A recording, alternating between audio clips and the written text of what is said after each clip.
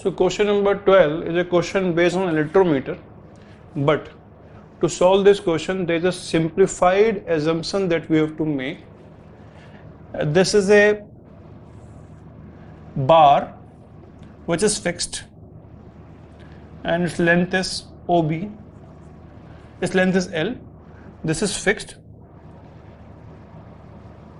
and this rod can rotate on this dial. Its length also is equal to L.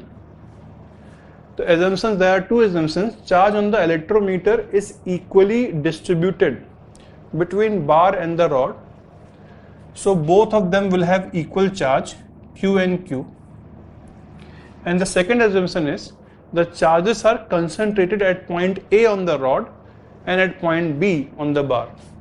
So charges are only concentrated at this point. So we have to understand the purpose of electrometer.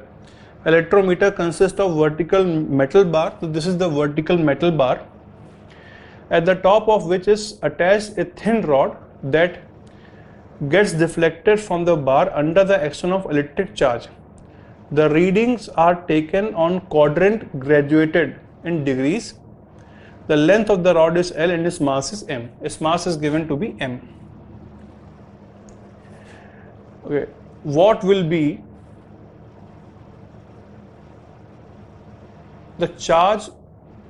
What will be the charge when the rod of such an electrometer is deflected through an angle alpha? Make following assumptions.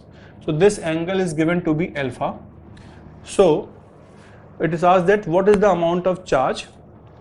What will be the charge when the rod of such an electrometer is deflected through an angle alpha? So whatever charge is given to the electrometer, half of it comes here and half of it comes here.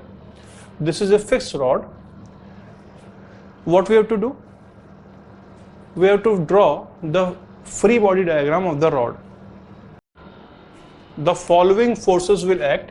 First, there will be electrostatic repulsive force between the two charges, let us say Fe, and there will be its own weight that will act from the center of mass of the rod, mg. Further on the rod, there will be some hinge force that will act from here. The hinge force will remain to be unknown. The best way to do this problem will be not by balancing the force, because there is an unknown force here, but rather by balancing the torque about the point O, because the hinge force will not exert any torque. So if we find the net torque acting on this rod about the point O, so torque due to Fe, electrostatic force, will be equal to Fe into what?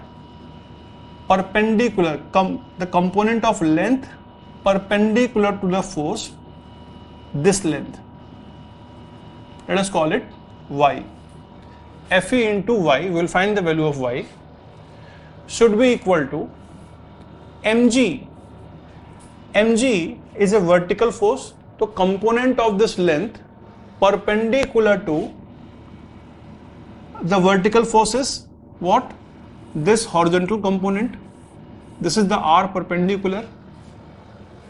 Torque about, we have to find the torque about point O.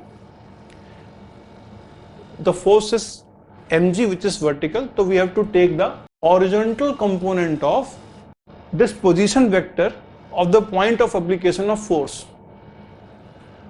That is this length, let us call it x. Mg into x. Now, first of all, Fe itself, because the only dimension given in this problem is the length of rod or this vertical line bar, Fe itself will be equal to kq square divided by this particular length from here to here. It itself will depend upon the angle alpha and L. Very simple for us to find. This length will be equal to L sine alpha by 2. This half angle will be alpha by 2. L sine alpha by 2, and this length will also be equal to L sine alpha by 2. So electrostatic force will therefore be kq square 2L sine alpha by 2 ka whole square. This is the electrostatic force. And what about the length y?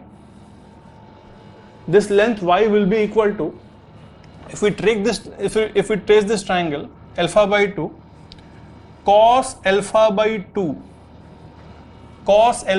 2 is equal to y divided by L. In this triangle, cos alpha by 2 is equal to y divided by hypotenuse. So y will be equal to L cos alpha by 2. We put this value here, Fe, and finally, what about x? X is very simple. X is equal to, this length is L by 2, half length from point O to the center of mass is L by 2, into this perpendicular component, what of L by 2, what? Sine alpha. Put the values here, we'll have kq square by 2L sine alpha by 2 whole square, Fe into y is L cos alpha by 2 is equal to mg into L by 2 sine alpha. So this is the equation. If we solve, we'll get the value of charge q on either the bar or the rod, and the total charge on the electrometer will be 2q. So we have to multiply it by 2 to find the total charge that had transferred to the electrometer. Angle alpha is given, L is known, mg is known. Okay.